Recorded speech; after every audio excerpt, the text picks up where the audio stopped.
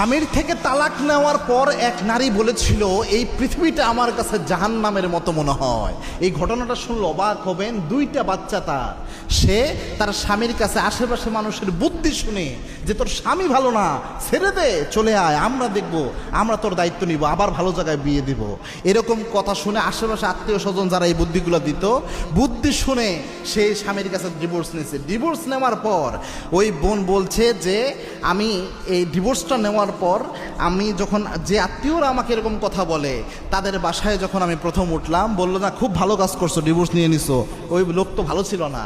প্রথম দিন আমার সাথে খুব মেহমানদারি আচরণ। আমি তারপরে মোটামুটি 5-7 দিন যখন তার বাসায় থাকলাম, তার আচরণের মধ্যে ব্যাপক পরিবর্তন আমি লক্ষ্য করতে পারলাম। আমি আমার বাবার বাড়িতে, আমার বাবা মা ওইভাবে ইফেক্ট ফেলতেছিল না, তবু বাবা মা টেনশনে পড়ে গেল, এখন কোথায় বিয়ে দেওয়া যায়, দ্রুত খোঁজ খবর লাগানো শুরু করলো যে কি করা যায়। আমার ভাইদের কাছে আমি একটা বোঝার মতো হলাম, ভাইয়ের ওয়াইফদের কাছে আমি বোঝার মতো হলাম, মানে ফ্যামিলিতে একটা নতুন ঝামেলা সৃষ্টি হলো। এরকমভাবে তারা আমাকে নেওয়া শুরু করলো। প্রথম অবস্থায় ব্যাপারটা কিন্তু এমন ছিল না, টাকা পয়সা আছে, কিন্তু এই যে এক্সট্রা যে আমি আসছি আমার 2টা সন্তান নিয়ে, এর কারণে তারা একটা বোঝার মতো অনুভব করা শুরু করলো। একটা পর্যায়ে সময় যেতে যেতে এখন আমাকে তারা কথা বলার ক্ষেত্রে কোনোভাবেই ভালো কথা বলে না, একটু চুন পান থেকে চুন খুসলেই বলে যে এই জন্যই তো তোর জামাইয়ের সাথে তোর সংসার টিকে নাই, এরকম খোটা দেয়। এই জন্য প্রিয় বোনেরা, ডিভোর্স নেওয়ার আগে 1000 বার চিন্তা ভাবনা করবেন। যেই বোনদের ডিভোর্স হয়েছে তাদের সাথে একটু পরামর্শ করবেন। আমার যে ফেসবুক পেজটা রয়েছে মাহমুদুল হাসান মনোয়ার নামে, এই জায়গায় প্রতিদিন এরকম শত শত মেসেজ আসে বিভিন্ন ঘটনাগুলো। একটা আপনি যে বিভিন্ন ঘটনা, অনেক ভাই যে করুণ ইতিহাস বর্ণনা করে, প্রবাসী ভাইয়েরা, শুনলে অবাক লাগে যে কি একটা অবস্থা।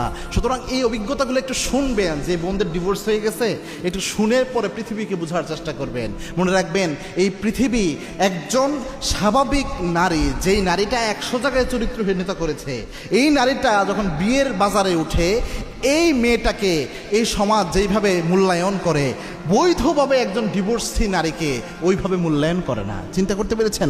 এই সমাজ এরকমই ভাই। এই জন্য এই ক্ষেত্রে সিদ্ধান্ত নেওয়ার ক্ষেত্রে 1000 বার চিন্তা ভাবনা করবেন। এবং তালাক কখনোই একটা সুষ্ঠু সমাধান হতে পারে না। এবং কি আল্লাহর হাবিব সাল্লাল্লাহু আলাইহি ওয়াসাল্লাম জানিয়েছেন, আবগাদু হালালুল্লাহি তালাক, আল্লাহর কাছে সবচেয়ে নিকৃষ্ট কিন্তু বৈধ যে বিধান, ওই বিধানের নাম হচ্ছে তালাক। আল্লাহ চান না তালাক হয়ে যায়। তবে যদি কঠিন পরিস্থিতি, সেই ক্ষেত্রে তো কিছু করার থাকে না। এই ক্ষেত্রে ইসলাম এই অপশনটা রেখেছে। তবে কথায় কথায় তালাক নেওয়া, বা যে স্বামীরাও কথায় কথায় স্ত্রীকে তালাক দিয়ে ফেলে, কোনো কারণ ছাড়া স্ত্রীকে তালাক দেয়, এরাও কিয়ামতের দিন আল্লাহর দরবারে জালেম হিসেবে উঠবে।